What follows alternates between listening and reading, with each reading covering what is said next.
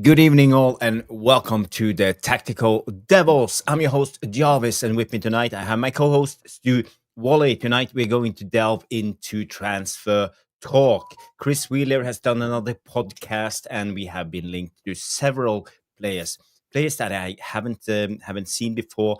So I'm really surprised. There will be some surprises for you guys. You have the usual ones, like Conor Gallagher, like Elliott Anderson, but there are some new names coming up. We know a little bit about Joao Gomes.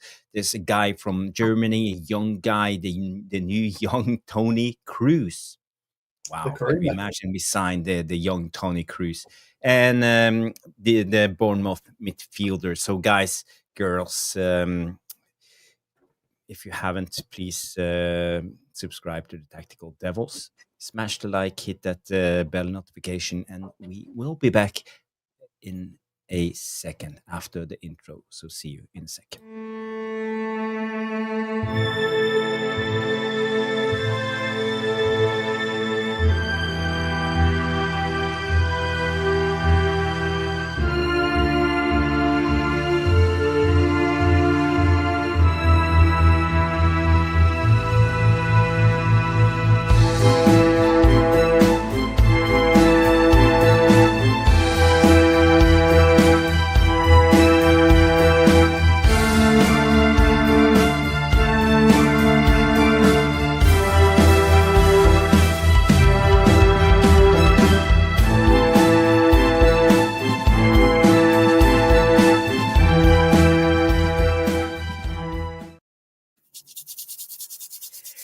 Boom, boom, boom, and we are live. I'm just checking the show as we speak. Okay, it's working. I mean, I always have my spare ready to go just to be assured that we are actually live in me here. too. Hey! I see some mixed football coming in already. Is this a Norwegian tune? No, it's not. I think I found it on YouTube. Something. It's a mafioso theme. So It's an agreeable tune. Yeah, I love that tune. Yes, me too. Stu, how you doing, my friend? You have had a busy day. You had to leave early last night, and you talked about a long drive, 4-hour drive. Did you survive? Yes, I survived. I was on the road at about 4 o'clock this morning, 5 o'clock this morning, and I'm like, I'm now dying a slow death. So, but never too tired to join you, my old mate, and to say hi to the Devilish Tacticos. Yes, the legends, as always, in the house, supporting me and you as they always do. And we're a lot of people have tuned up. I see MUFC Bjorn, Jamie Wayne.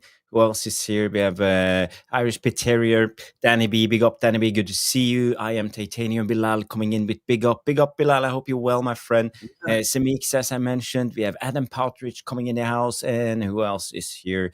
Well, those other guys who left a comment so far. So, guys, just leave a comment, say that you are here, and please do us a favor and smash the like. And what means the most is just watch the show and enjoy. Absolutely. We will actually do a transfer talk show. There's been so many updates tonight.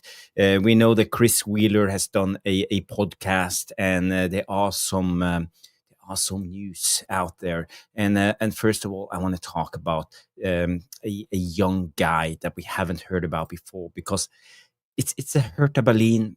Or maybe Sean knows about him. Sean knows every player in the world, especially young players. I'm just trying to share what's going on. I have a little bit of lag when it comes to this. Chrome is lagging. Okay, let's bring this guy up. Sorry for the delay, but there we go. Yes. There he is. Man United are among a host of European top clubs tracking the progress of Hertha Berlin's teenage midfield Kennet Eichhorn. It's according to Chris Wheeler and Nick Salt. And most of you haven't heard of this guy, Kennet Eichhorn, but he's born in 2009 in Berlin. He's 1 meter 86 centimeters. How much is that? That's 6'1". Roughly. Yeah, about roughly. 6'1", 6'2". Yeah. and is primarily a defensive midfielder, but he can also play central midfield. And his current club is Hertha Berlin, and he joined them in 2017. He's a German international. He played under 15, 16, 17, 18, all the levels for Germany. And if you compare him to a player, if you want to know how what type of player he's a wonder kid. But if you can compare him, he would be compared to a guy called Tony Cruz. You ever heard about him, Stu? I may have heard of the crooner once upon a time. Look, we're going to be linked to a host of players. That's what happens at Manchester United. This was going to happen again in January because there is a desire by Amorim and the board and the club to want to sort out the midfield. And we know we're lacking in midfield at the moment. We are playing well on occasions. We're not playing well enough for 90 minutes. We know that Casemiro can take 60 minutes, etc., etc., etc. No, Mainoo, Agate's just not lived up to his reputation, even if there was a reputation. Yeah, and we just can't seem to figure out our best midfield. So we're stuck with Bruno and we're stuck with Casemiro at this point in time. Irrespective of what the stats say, we've got no choice. They are our chosen two because we've got nothing left. No, that's So we know with a matter of urgency, we've got to look at that particular area. Also, with a matter of urgency, we've got to get the right player. Now we have seen player after player after player come from different types of leagues and just can't cut it in the central midfield in the Premier League. It just can't happen. Alexander Wirtz being one of them. Absolutely, people were raving about him in Germany last year. He just isn't. He's not cutting the mustard whatsoever.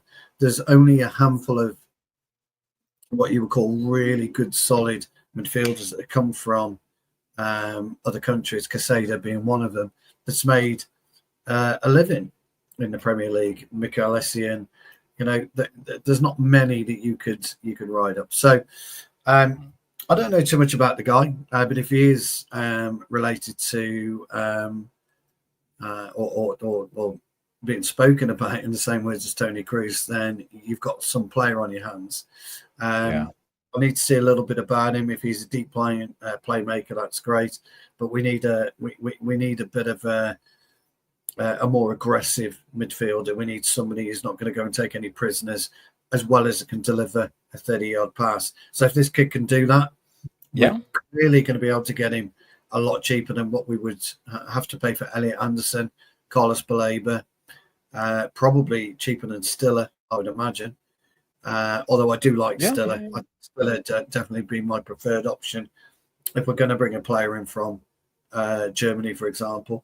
Look, I think you've got pop-ups on that.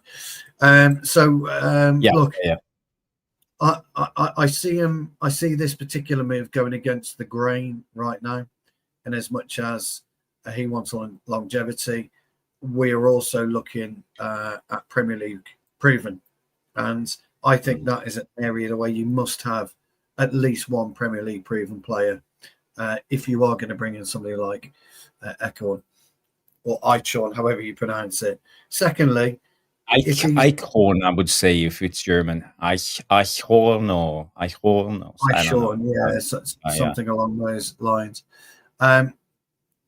He's obviously a tiddler, so this is clearly one for the future. It won't be one for the present. So maybe he's valued at below 20 million euros. If that's the case, and he has got these traits of Tony Cruz, then you would take a look at him for sure. But you're not going to pull him in.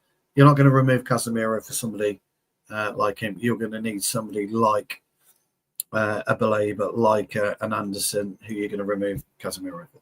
Yeah. I just realized I saw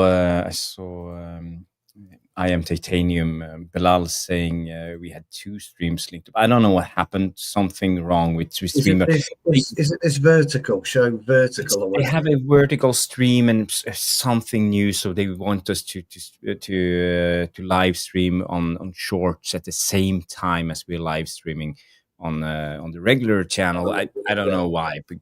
Why they put it out as 2, you know. So I just deleted it. You know, I don't like the new things. I'm a conservative when it comes to social media. But Stu, I think you're right. We need a Premier League proven. You know, this transfer window showed us that the Premier League proven players are the guys who provide. But you can find gems in Europe, as with Senny Lamens coming in and being massive. You know, after he came into the team, we haven't lost a game. You know, 5 games in a row without losing. So there are chances to sign players who's not Premier League proven.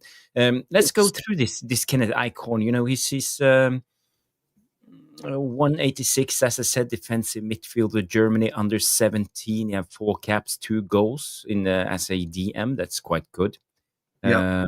His position, you know, it's deep. It's defensive midfield, and his current market value is £6 million. You know, not a terrifying amount of money, but you know, he's a 17, so I'm not quite sure. Or is it 16? Yeah, he's 16. He's 16, is he? Has he turned 17 yet? Or well, no, he's only just turned 16, hasn't he? 27th of 7 in 2009. Yeah, okay. So he's just turned 16. And the outfitter is Adidas, so you have to. Oh, well, he's a legend then already. He's a legend already. If he's I don't know. There it is. If he's an Adidas guy, he's a legend. I don't have more to add on this guy. I think it looks interesting, and the thing is, he has the same profile as Tony Cruz, or as Danny B mentioned in the chat, a young Sander Berge. So the deep lying playmaker, press resistive, good on the ball progressive, but not tackler. He's not a tackler though.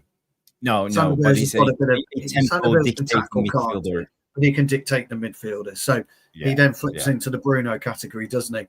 And Darius made a great point then. If we are looking at this young kid, a crooner, where are we thinking? What are we thinking with Mainoo? You know, is that it for Mainoo? Is that good night Vienna for Mainoo? I mean, there are very, very much unanswered questions around Kobbie Mainoo at the moment. So it's an interesting question, Stu. But for me, I think to answer your question, what are we going to do with Kobbie Mainoo? And we had this debate so many times, and I feel like at the moment, we as fans, we're holding on because he's an academy player. He's homegrown. I wonder if we are blinded by that. Maybe we are. Yeah.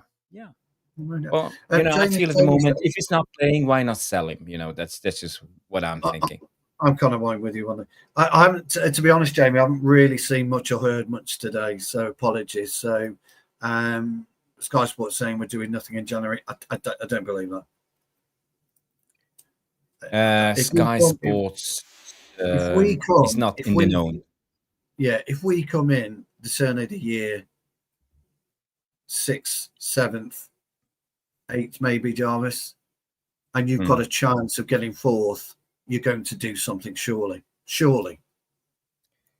And it's an investment for next season. You know, coming into Europe, especially Champions League, that's vital for us. You know, if we come into the summer, I heard Mark Goldberg talking about this. You know, I tuned in 5 minutes. Sometimes I do that because I want to know what the bigger channels are saying. But you know, he said, that we had to invest this January, and you know, we can't come into the summer with the excuse of Ineos and Glazers that we don't have any Europe next season, so we can't spend any money.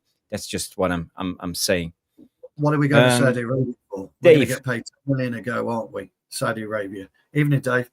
No, you're right to bring it up, Jamie, by the way, because I'd not heard it. Also, Darius is saying, look, you know, there's a lot to hold on to about Kobbie Mainoo. I totally agree. Me and Jarvis are big fans of the kid, but there is an unanswered question out there. We don't know what's happening to him. He's not come out and said anything. His agents aren't coming out and saying anything. the club aren't coming out and saying that we just don't know. And I think we need some clarity with him. I totally agree, Darius, but there is a player there. It's really interesting what's likely to happen come January. We're going to be losing Mbeumo, Ahmad, and didn't we reason yesterday that they're both, they're easily going to sail through their group by looks of it and could well go to the final. So I think it's very immature of Sky Sports and very premature of Sky Sports to be saying anything of that nature. Yeah. Again, it's quiet, isn't it, Jarvis? And Manchester United, Sky Sports are just trying to clickbait us. We know that they want clicks. It's how they pay for their sponsors. But I just wanted to say we have another guy we're linked to, and we covered it a little bit yesterday. But I think we should just talk a little bit more about this guy. We were a little conscious of time yesterday, so we hadn't the time to talk and dig a little deeper into this guy, Alex Scott. And he's a young guy. He's been playing. As far as I know, let me just check my notes. He's young. He's born in 2003, so he's still in development. He's moved from Championship. He moved up from the Championship into the Premier League, and he also got an international call-up. One game for England, one cap. And he's been a regular under 15, 16, 17, 18. And he's also a winner with the under 19s when they won was it the Euros or the World Cup? No, I think it was the Euros in under 19. Yeah.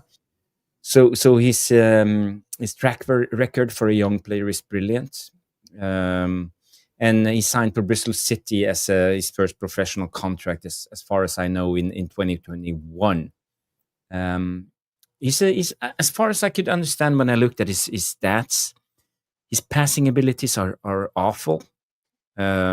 He's in the 30 to 50 percentile when it comes to both short passes, medium passes, and long passes. Where he progresses is to be press resistive. His take-ons are high and ball progression. So I think he's a brilliant player with the ball in his feet. He's a baller, to say it like that. So in my mind, I can't understand why we're looking at a player like this, because we already have Kobbie Mainoo. Yeah, look, who has the same abilities. Yeah, you want to see him for 2 to 3 seasons perform regularly at a high level. Danny B was saying that he had an injury last season, quite tidy on the ball. Darius is saying he's Maya Letizier's stepbrother, which is always handy. If we've got Maya Letizier at the club, it's always handy. Again, what do you do with him? What kind of price bracket are you talking? Where's the value in him at the moment? Is he ready-made, Jarvis? As you quite rightly pointed out, Kobbie Mainoo again. Is he ready-made to come into the Manchester United 11? Okay, and stake a claim and displace Bruno? Can he do that? Danny B saying that Mainoo's better. So I think he fits probably Bournemouth's player profile very, very well. He fits Bournemouth's club mentality at this point in time very, very well. He probably fits in beautifully in as much as I'm a young lad, 22, give or take 21, 22. I'm playing regular football in the Premier League. I'm not going to take too many deep breaths and hope that I get to a club like Manchester United, City, Liverpool at this point in time. I need to progress, develop, and maybe it's best for me to stay here. If we bring him in and we can't play him, then, for him as a footballer... he should develop. Let him develop elsewhere. It's not going to work. Now, you know as well as I do, Jarvis, he will develop under Iraola. You love him as a manager. You can't speak highly of it. If you could physically lift him and put him in charge of Manchester United, you speak very, very highly. I would pick him up at the airport, I would fly myself to Manchester to get Iraola into the club. I know you would. So if Iraola stays there for 2 seasons and he develops under him for 2 seasons, you're talking a different player then. That's completely and in 2 years' time. So you run the risk, don't you, with this type of player, as with Elliott Anderson, as with whoever. But you always run the risks, too. Always. You do, yeah. Comes what's Nothing you is likely to certain. be in 2 years' time? So, yeah, I'm with you. I think it's probably not what we need right now, Jarvis. He's 2 years too young to be where we need him. I think it's one of the reasons why we probably didn't pursue Hayden Hackney. He's ripping it up for Middlesbrough at the moment, isn't he? I mean, they're playing some scintillating football. We don't know whether or not he's on his way to. Is it Wolves? Is it Rob Edwards? Potentially. So it'll be really interesting. Yeah, difficult one. It's a difficult one, yeah. But it's up to him to prove. But I think for us to avoid this 65 to 70 million bracket, and when they succeed, as we've seen with Elliott Anderson, he was nowhere near worth the valuation of 100 to 120 million. But after the game between Man United and Nottingham Forest, people are starting to say, we should just splash the cash, 100 million. Let's go. But herein lies our problem, though, Jarvis. Herein lies our problem. Darius Darius makes a good point. He's played 50 odd games. He's got some experience in the Premier League, but we all know that we've seen players come from. I'm not going to say smaller clubs at Bournemouth. I'm not going to do that. No, they're not. To come from another club, and it just hasn't worked out for them. I'm not saying this young lad Scott is going to fall into that trap. He could well come and be an absolute game changer for us. But I think we probably need somebody in our transition where we are currently.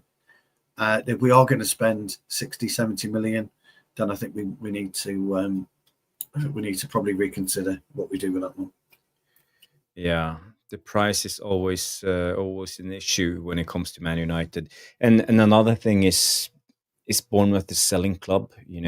As a player like Alex Scott, for Bournemouth, it would be much more sensible to sell, for example, Kluivert or someone else, one of the bigger players, to get more money in and build on the young up-and-coming players like Alex Scott, in my opinion. And yeah. No, I remember David Brooks, the Welsh international, a few years ago before he got, and he was seriously ill, wasn't he, with injury prone, but yeah, he was a good player. What a player! I mean, he was a fantastic footballer.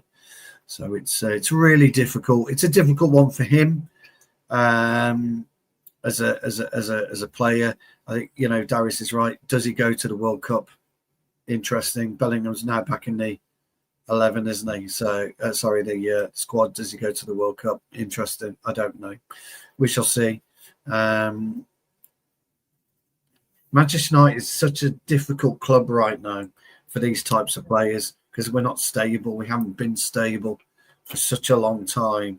It's a difficult club for a young player to come and join and flourish.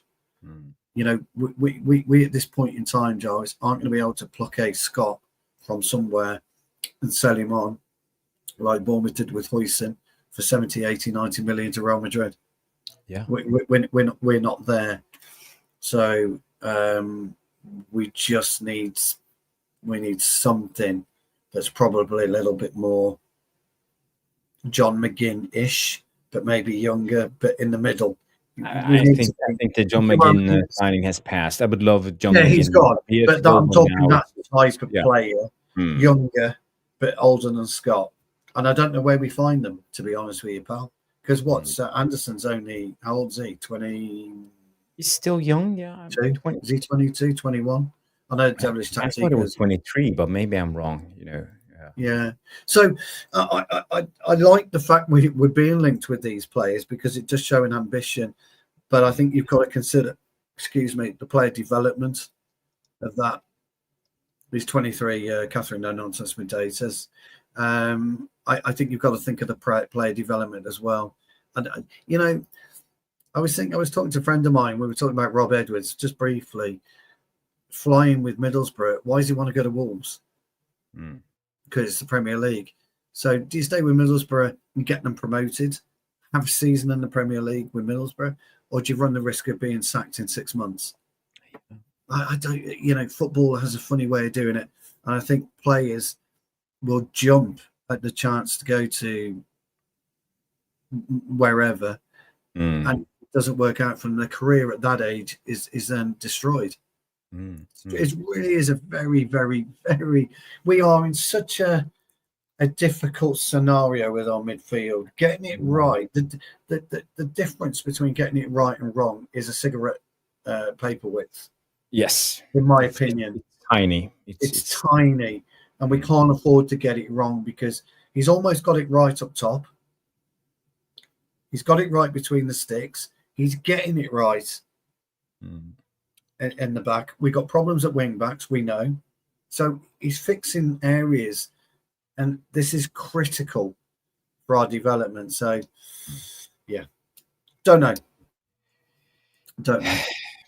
Good point when it comes to great old hoist about the and Kirkus. Would you not consider Kirkus to be a brilliant example? Okay, of delivering week in and week out. So much so that me and Jarvis were raving about him, and not being able to pull on the Liverpool shirt, not able to pull on the Liverpool shirt and deliver. So much so they've got Andy Robertson back in. We're not. We don't have the answers, guys. It's just me giving an opinion. I'd like to see Scott 2 years down the line, my old mate. And this one I like, actually, from Jamie Wayne coming in and say, why don't we just get Paqueta? Because Paqueta is a player I really rate. I think you're right, Jamie. I think you're right. I think he has the X factor we need at Man United. I think he has the big club mentality. And he's a player that actually could thrive at Man United. He would be like he could come in as the Eric Cantona signing. No comparisons, I'm not trying to. We could get Paqueta or Paqueta, however you pronounce it. We could get him in January. Yeah. I think he wants out of West Ham. I think we could get him. I really do. So we could get him. Good Bruno replacement, according to Irish Pit Terrier Danny B.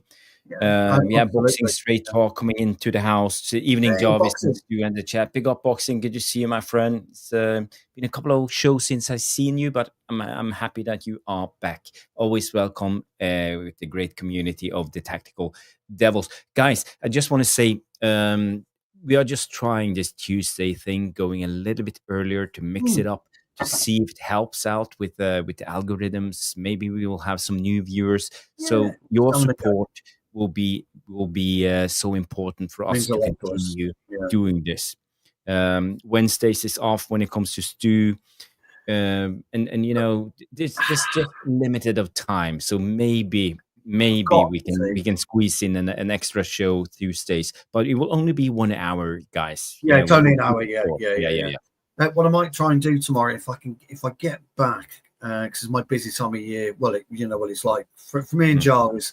And believe it or not, weird as this sounds, we're working exactly the same industry. Jarvis is a car parts retailer. I think that's the best way to describe it, isn't it? Workshop. It is. Yep. And my business is workshop related, as well as my sports journalism. So me and Jarvis, we're working exactly the same. So we're rammed at this time, particularly Jarvis, because he's got winter tires coming out of his ears at the moment. So. Which is a must in Norway, which is great. But what I'm hoping to do tomorrow is try and get there a bit earlier, so I can try my crossbar challenge and try and get it done. Because I've got footy tomorrow night, I'm going to try and get it done if I can. Fingers crossed. Depends whether I can get there early enough. So, and there's nobody on the pitch because normally there is. Jan Malmin wants a marathon show, 24 hours. Maybe we'll do that one day for charity. We will do that one day for charity. Myself and Jarvis have both got charities to heart. Alzheimer's in particular. Myself and Jarvis are both our parents. Well, my mum in particular, and I think Jarvis's mum was suffering from it. So we would, if you would support us with an Alzheimer's show, and you could get some sponsorship as well as us guys, we would do that because it's close to our hearts. very, very much close to our hearts. So we would do that. Boxing Straight Talk. I want to pull this one out. Sorry, guys, I've been getting migraines, so I had a break off my devices. I'm back now, though. I never apologise, my old mates. You were missed, just like everybody else who doesn't tune in. You always miss, but we're wishing you the best, and we're glad you're back, buddy. It's great to see you, mate. I have an announcement for the community when it comes to one thing, because when I set up the stream, some of you are on YouTube Premium, so you never get commercials. I always go let YouTube decide and go medium on the commercials and commercial breaks. But I realized today after doing some research that you actually get interrupted every about 5 minutes, 10 minutes. It's 10 minutes. Yeah, and for me, we have had such a generous community gifting us super chats, memberships, and all of that. So there's no need for me to put it on medium. I put it on low, as low as it can go for us to be monetized. So I really appreciate everything, every gift you give. I know it's your hard-earned money, and I have respect for it, and I'm not taking it for granted. But because of you guys, I'll drop the commercial rate to love as little as possible, because I want you to get the flow of the show and not get interrupted all the time. So I'm just saying for you guys that you understand, it's not about making money. It's about bringing good quality and a good show for you guys. Money's not what this is about. Me and Jarvis have been doing this for quite a long time, and football's in our blood. We love talking football. I can't get enough of it. I'm still excited when I go and play. It's pathetic. Come Wednesday lunchtime, I'm like a child. It's pathetic. I can't wait. I'm texting the lads. Tonight it's ridiculous. But actually, what I've noticed about you guys, the Devilish Tacticos in particular, and we've done other channels. Me and Joe's done other shows. You guys are hugely genuine with us. You give us great opinion. You give us great feedback. If you don't agree with us, you tell us. But you do it in a nice and respectful way, and we always try and be respectful back. So we wanted to do something. We've been trying to do some members videos for you, but we really, it's a time issue for us. It's the only thing. So we're just it's a big thank you anyway for us. Jamie also said, Jarvis, and so did Bilal, that they both, his nana died of dementia. It's hard going, mate. It's really tough. Terrible disease, It's a terrible disease, and it's I have horrible. to be honest. One of the worst thing with the disease, my mom, she feels okay, but sometimes she's depressed because of this. But it really taking a toll on my dad. He has a lot of responsibility, so it's a terrible disease, and especially on the people around the affected person. So yeah. It's not always good, this is life, but it is what it is. We just got to carry on, haven't we, pal? Just got to carry on. But thank you. So we will do that, and me and Joe will get together, and we will do that. We will let you know. We'll give you plenty of warning. But it's close to all of our hearts by the looks of it. So it'd be great. One other thing as well, big shout out to the people in Norwich. If anybody from Norwich is watching, they've got an initiative where I think they're paying money to a local snack van or something along those lines. They're giving donations, and he is giving out free food to the homeless, and it's being supported by people's pockets in Norwich. So what a brilliant initiative.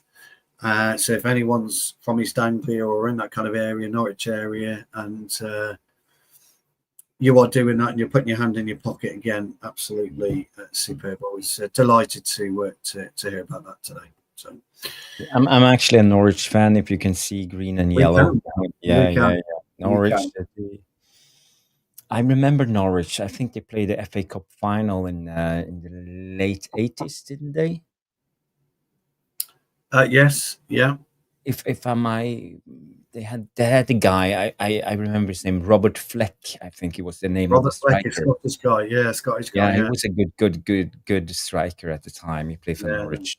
Yeah. One of their famous moments. They got two famous moments. Norwich City. One is Jeremy Goss's volley against Bayern Munich, which, by the way, was a great volley. And secondly, Delia Smith pissed on the half time, having a go at the Norwich fans. Let's be having you. Fucking hilarious. Boxing straight talk. Again, he's another one that's. Yeah. Oof, it's not good. It's not good. No. But there's nothing to do about it. The modern medicine hasn't figured out a cure yet, but hopefully they will get there one day. Sarah Cox, yes. So she's doing Children in Need, isn't she? She's doing very well. So Dave's just been to see Sarah Cox. Absolutely support. Brilliant. Absolutely brilliant. And yes. And Dave, I want to say thank you for the comment in the non-live section yesterday. Oh, yes, I saw that. Yeah. And I really appreciate that you're actually acknowledging the work we put in, I feel sometimes people take for granted, but I really have to stretch my schedule to make this shows going. And the same goes for Stu. Yeah, we do. But the Fashanu goal, rumor has it on this one, just quickly getting back to football. Rumor has it, and that Justin Fashanu was signed by Forest based on that one goal. And I can't remember who scored it. It's a volley and twist and volley, wasn't it? And when he got there, he was absolutely rubbish. But so there you go. That's what I read. He played for the Crazy Gang, Wimbledon at his days. Yes. Dennis Wise. Oh no, that's John. Brother. That was his brother, John Fashanu. Yeah, John Fashanu. We're talking about Justin Fashanu for Norwich. Justin Fashanu played for Norwich. Yeah. And he came out. He was one of the first openly. Mm-hmm. Yeah, well, nothing wrong. People can choose whatever they like. He came out, but apparently Forest signed him based on that one goal. There you go. Nice. Rumor has it we signed Karol Podolski based on his love in the Euros. The Euros 96. Fergie would tell you that's not true. I've been watching him for years. Yeah, whatever. Whatever. Anyway, Patrick Berger, and what's the other? Paborski. There were some others. Pavel Nedved. Nedved, yeah. No, yes, Czech Republic. Yeah. Did he play for the Czech? Yeah, that was a great Czech team, though. I think they came to didn't they come to the final against Germany in the '96? I think Oliver so. Bierhoff, and Bierhoff, it's a great team. Got things. Helge, big up, Helge. Good to see you. Okay, yeah, we haven't seen you for a while. Jarvis in Budapest, right? YouTubers are terrified. Jarvis I was in Budapest in August. I went to the F1. It was fantastic. And I went to Budapest. Well, I've been to Budapest a couple of times. I do love it. It's beautiful. Glad to have you back. Yes, good to see you, Helga. I hope you're well. I want to bring up some other news when it comes to this transfers and UFC. That's Roshmano's Twitter account or X account coming in and say Man United would prefer to sign a new midfielder before the World Cup to avoid prices for individual targets soaring if they do well at the tournament, and may have to consider cheaper emerging targets. Correct. I don't know what to take from this, but it clearly states that we need to take a chance. We can't wait. We can't wait for the player to show us for real that he can succeed. So again, when we're talking about this Alex Scott or the other Eichhorn, the German guy, sometimes you just have to take a chance. It's the same we did with Lamens. Yeah, I agree. Look, I'm with you on that one. I like this comment. It shows a seriousness, within the club. Fergie used to do everything, by the way, before he went on his holiday, didn't he, in July? I'm going on my holiday in July, and that's it. You either come. And Ed Woodward used to do it after his holiday, and when he comes, week of the window to just panic buy. Yeah, or he'd leave on serious transfer business halfway through a fucking tour in America, and nothing happens. Clown. I think we need to look. Mark made a great point last night, and he said it a week or two ago as well. That there's some serious talent, potentially not going to the World Cup sitting on benches. So Lucas Paquetá might just be one of them. I know he's not sitting on a bench at West Ham, but he might feel he needs a really strong second half of the season to put himself on the plane. Jude Bellingham 2 weeks ago wasn't anywhere near the England squad, and now he's back because he's starting to play. So there are players that need to play. Boxing has asked us I can't find it. Yeah, Kobbie Mainoo is one of them. Boxing straight, so you're absolutely right. He's asked us a question, and I can't find it. Here we go. I'll let you read that out, my old mates. Big Up Boxing coming in and say, Jarvis and Stu, do you think we need to make the Anderson signing in January to send a message to our rivals to get us into top 4? And that's a brilliant question. And I think if we had the money, we would have. But I think at the moment we are talking the price. It came out from Florian Plettenberg late last night that they are still considering a price of 100 to 120 million pounds, and I think the price tag is scary. But there's also some reports from Ben Jacobs coming out and saying it's a negotiable price, so we could probably get it down to somewhere in between 80 to 90 million pounds if we play our cards right. So the thing is, are we willing to do this, and are we willing to spend half of our summer budget on a player in January on a player like Elliott Anderson? But to answer your question, I feel that we need a strength in midfield. So are we going to piss away, let's say, 40 million on Conor Gallagher, a player that will come in and be a squad player at best? Or are we going to go in full Monty and actually strengthen the squad and be a top 4 contender? And I think if we are a serious club, we would go in for Anderson and try to figure out a deal for about 80 million. But that's just my view. I don't know, Stu, what's your take? Well, no, I'm with you. The question is brilliant. What would you do there if you're Elliott Anderson? Just say, and I'm just playing devil's advocate, guys. Just say Marcinakis, or whatever his name is, said, yeah, okay, we'll do a deal at 80 mil. If you were Elliott Anderson, would you risk your England place if Manchester United had a shocking second half of the season? And maybe he's in and out the side. I'm not saying he would be. He's in that side and he doesn't get selected for the World Cup. Or would you wait and say, Manchester United, yeah, I'm coming, but I'm coming in the summer. And then that comes down to what you were saying. And this is why I think it's Blaber or Anderson. It's not both.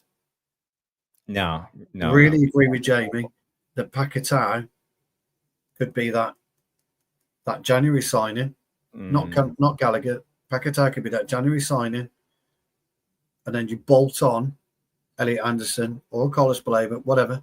You bolt on in the summer. You can't. I don't think Anderson would come in January, if I'm being honest. Why not? Why wouldn't he come? I don't think he'll risk his England place. I think he goes to the World Cup, and I think if he comes to United. Bearing in mind, I know we're much better than what we are this season than what we were last season. But if we went 3 or 4 games without a win and Anderson's form dips, he's out the squad. It's a tough competitive place to be in the England team. England is probably one of the biggest favourites to win the World Cup this season. We won't, by the way. We won't, but we are one of the favourites. You could easily win the World Cup. But Anderson's got himself nicely positioned in there, doesn't he? I think he, if he came, Jarvis, I think he'd elevate us, and I think we wouldn't have an issue. I do, but I'm wondering whether he will be told, and someone will get in his ear, don't risk it, go in the summer, because you're then picked. You've had a great Forest season. Forest aren't great, by the way, but they're picking up now. Forest are. Yeah, picking up. They won. Sean Dyche is doing bits. The weekend. They picked up. They could do okay. But would you risk it? I don't know. That's my devil's advocate. I think he's a summer move, not a January move. But I really do think Paquetá, the more I think about it, the more I'm convinced he would be a brilliant January acquisition for us, better than Colin. I like this tactical devil's advocate. Yes. Yeah, maybe we should make a segment on the show, tactical devil's advocate. What do we call Tuesday's show? Tactical devil's advocate. Because Tuesday is, it's about this, isn't it? It's just about a general chit chat, just me and you, isn't it? That's what it's about. Have to give credit to Bilal for that one. Will Bilal let us have it though? Are we allowed to have it? Will he allow us to have it? That's the question. We have to buy it off him. People are not like serious soccer fan YouTube comes in and say, why would Elliott want to join Man United over other clubs? And we are a big club. We are one of the biggest clubs in the world. But a genuine question, a good question. But we still have the pull, I believe. But I don't want players to come in just for the money. I want them to come because they want to play for Man United. They have the desire to be a part of this great club. That's where And I think Ineos, new footballing structure is all about bringing in players who really wants who are committed to the club. Yeah. It's a fair question, though, isn't it? I think it's a very fair question. He's asked some great questions. Sorry, serious soccer fan, we don't. Me and Jarvis go on tangents. If you're new to us, fella, we go on tangents, and we forget what we're talking about half the time. Just before we go to Bilal's. Here's a really interesting from Jamie. Definitely Paquetá, but it's Sasha Lukic. I've got no issues with that at all. I love Lukic. I think he's brilliant. And Arne, he's on about, is that Amadou? Yeah, and Arne. The Villa player now, correct? Yeah. The Villa player, yeah. Who's got a brilliant Birmingham accent. Great. Absolutely love it. Sorry, Bilal. You are an absolute legend as well. Let's play him a little jingle. Wow.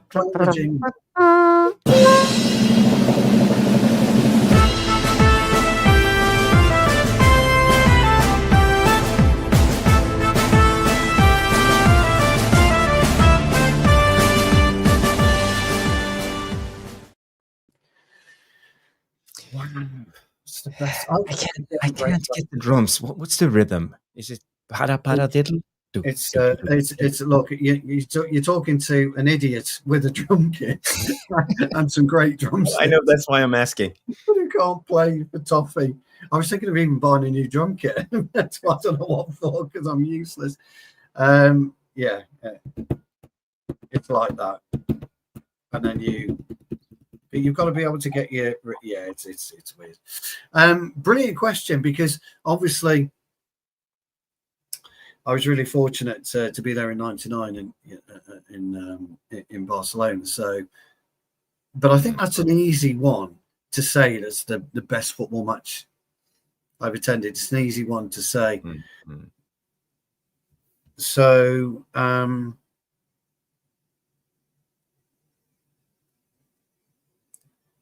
might need to think about that one.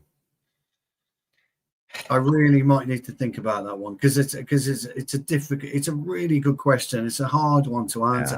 Yeah. Let's put it this way: if I've been lucky enough to go to the Boca Juniors River Plate match, I mean, that would be up there. That's so. Galatasaray Besiktas, or it's Celtic Rangers, or someone. Yeah, exactly. Yeah. I mean, I've done Man United, United Liverpool. United City, United Arsenal. I've done those. If you've been a part of the Yellow Wall in Dortmund, would you consider that to be a brilliant game? It's such a difficult question, so I might need to think about that one, Bilal. And I don't want to dismiss your super chat, because I don't, because I'm very, very grateful. But I'd really need to think about it. Mm-hmm.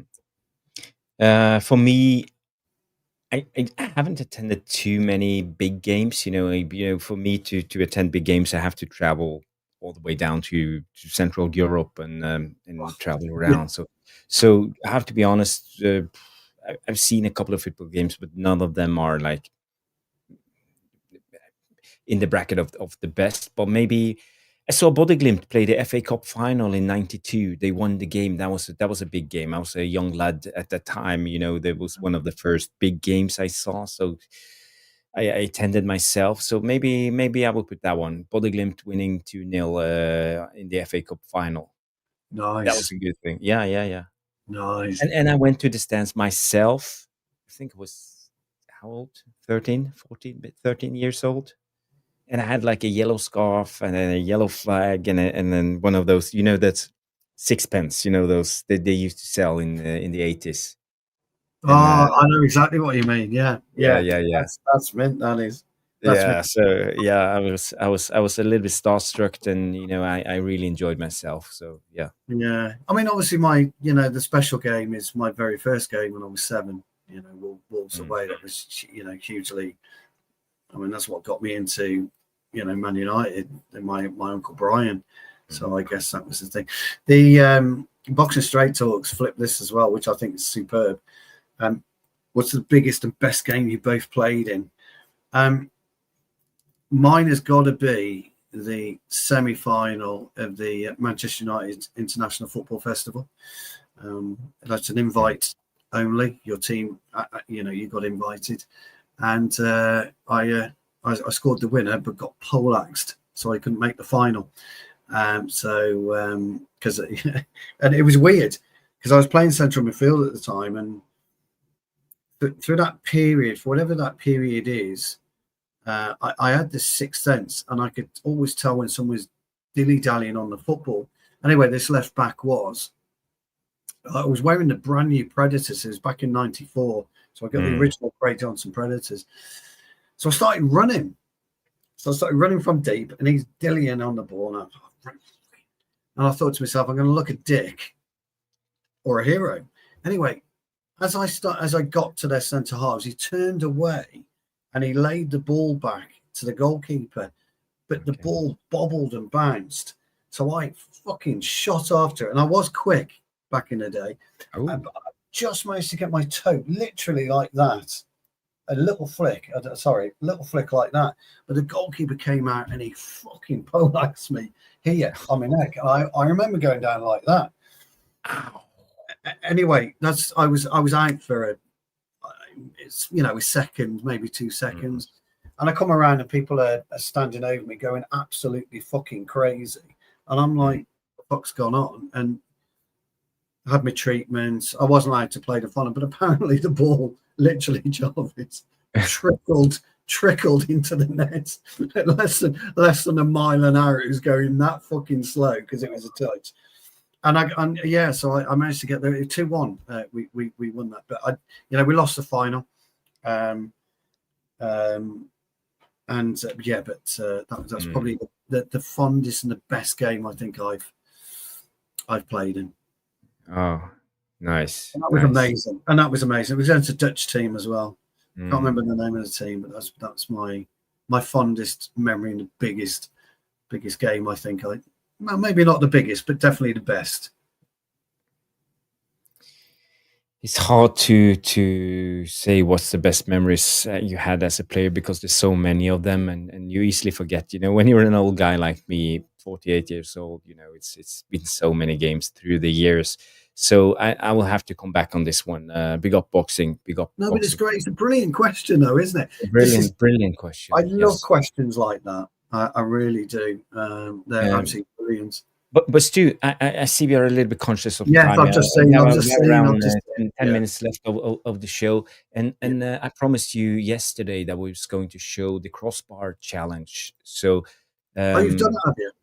Well, yesterday, I coach my son's Philip's team, and I was a little bit cautious of time. I had one chance, and Philip was filming me and he was bantering me and laughing at me at the same time. And so we should be. Go on, then let's have a go. So let's have a look. It's old Jarvis. I didn't have my training kit on. I'm wearing sneakers. Yeah. Look at him.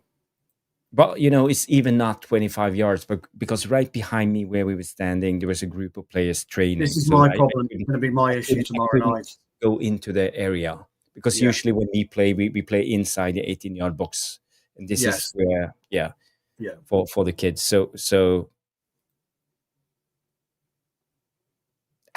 I didn't make it. Did it clip the top?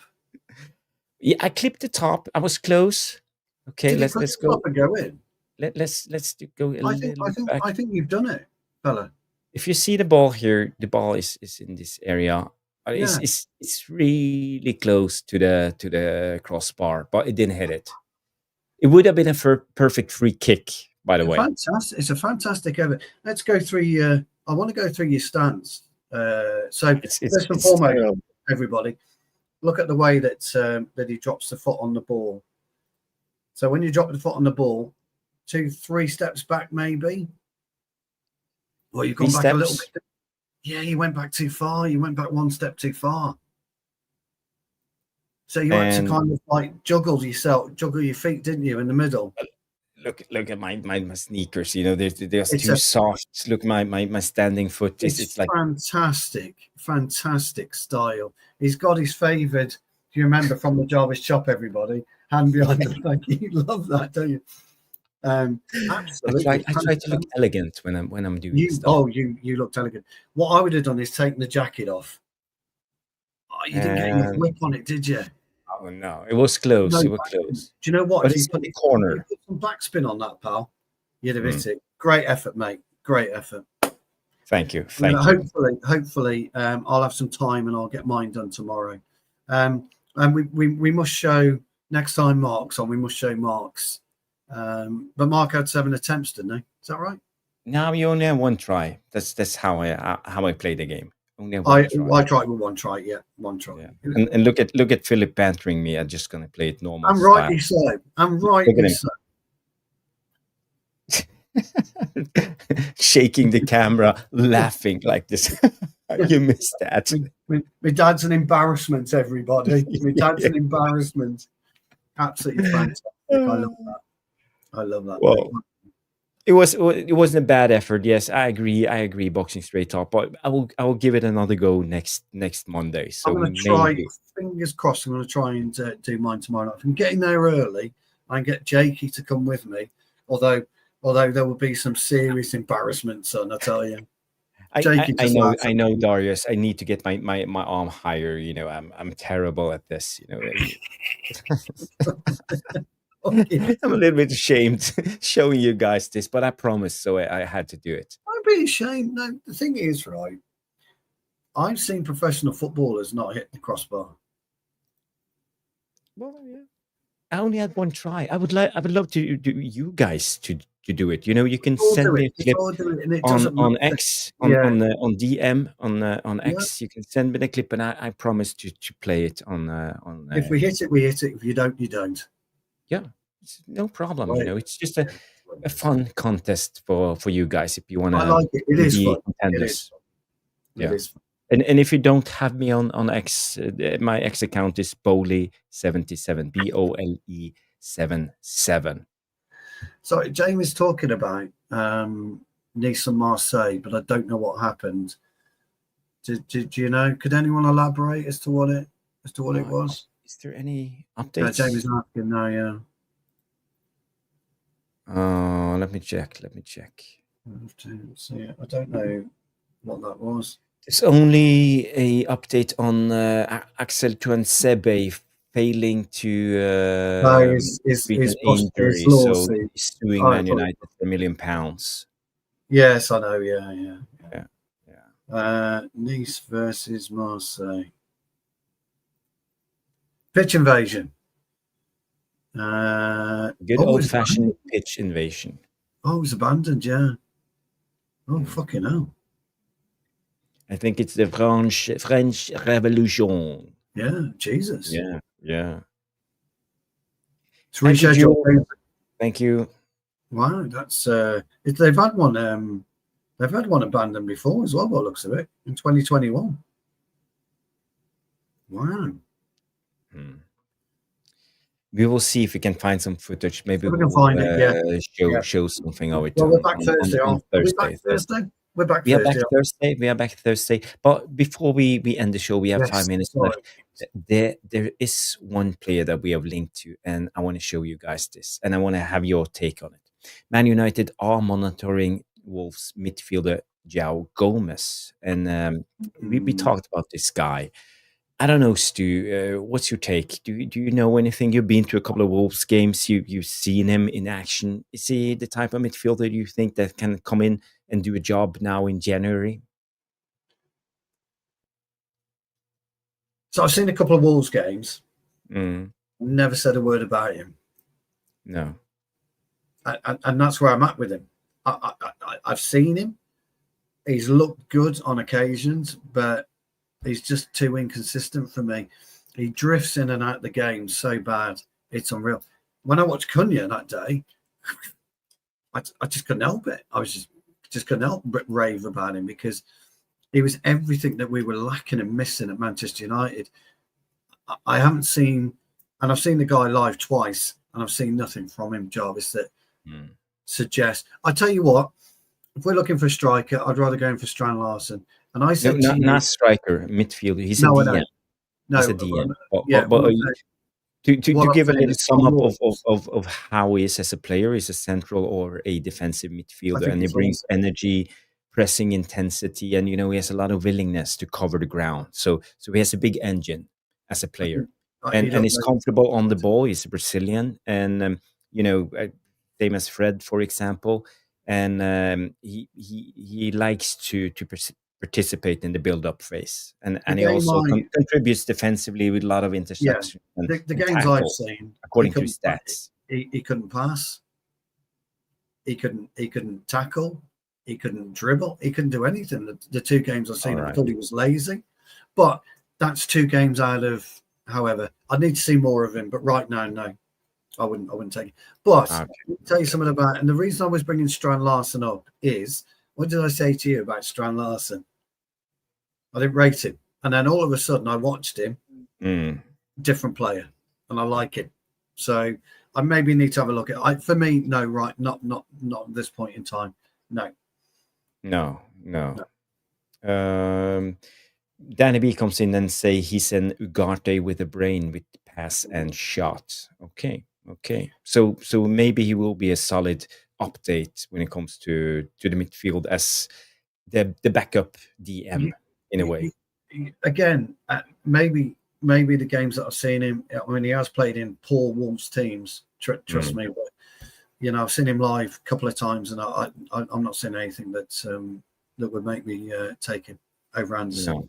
No. Okay.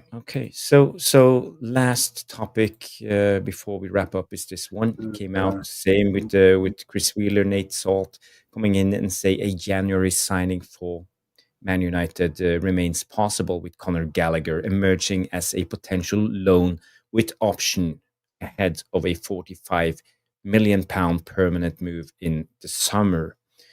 So for me, when it comes to a player like Conor Gallagher, I feel he could come in and actually be like a steady Eddie. He could strengthen and stabilize the midfield. Would I take him for a long time signing and a guy that we have to depend on for years to come? No. I don't think he's good enough, to be honest. I think he's average, and I won't hire quality on the long-term signings. But if you could get him as just a loan option with a not an obligation to buy, but a option to buy, I would go for it. My worry on that is, and I'm with you on this, by the way, I wouldn't buy him. But my worry is if we loan him, we'll probably have to pay 2 or 3 million quid to loan him now. And I'm not really sure it's worth 2 or 3 million quid. But would he come in and do a job for us for 6 months? You'd have to say, yes, he probably would. He would. Yeah, you'd have to say, yes, he probably would. But I wouldn't buy him. No, I wouldn't buy him. No. I would focus my attention on Paquetá for January. I feel the fan base as boxing comes in not a fan of Gallagher either, and I think this is where we are at the moment as a fan base. I, I don't think anyone rates him highly. I remember he played for, was it Watford? He played on loan, or was it?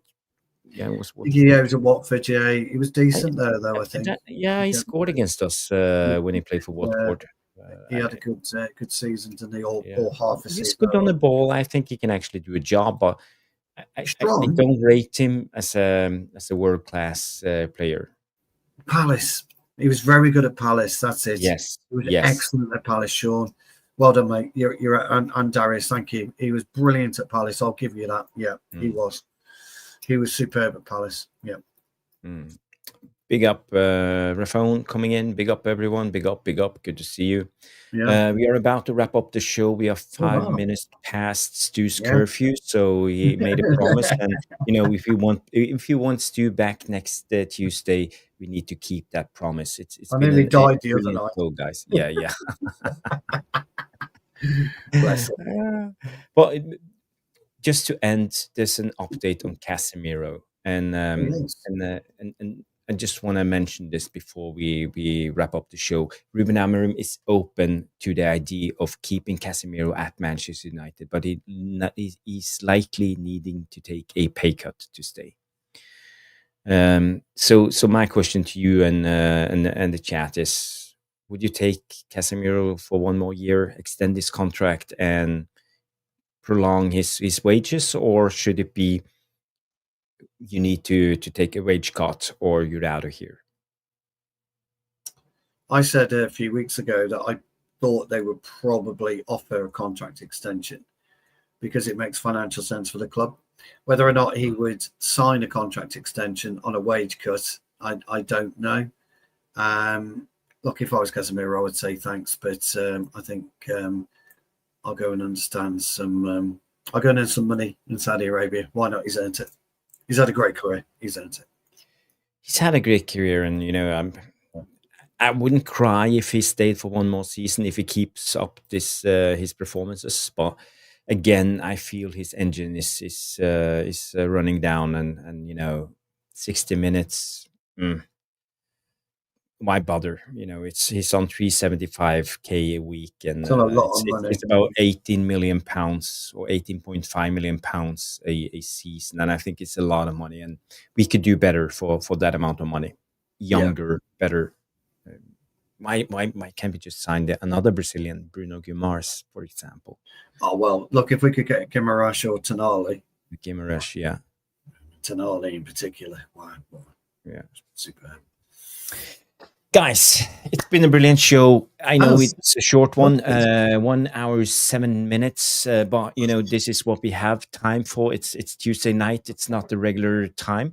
So guys, do us a favor, smash the like, leave a comment in the non-live section after the show. Tell us your take on the signings. Who would you take? Would you take the German guy? Would you take the Bournemouth guy? Would you take Joao Gomes, Wolves, or Conor Gallagher? I want to know your take, and have you scouted the place, especially Sean. If you want to know more, go to Sean's channel, United versus Everyone, and you can have a deeper, more thorough breakdown of the player. Did I forget to answer somebody's question? What was it? I don't know. It's from Bilal. Oh, best game I've attended. Yes, I still don't know.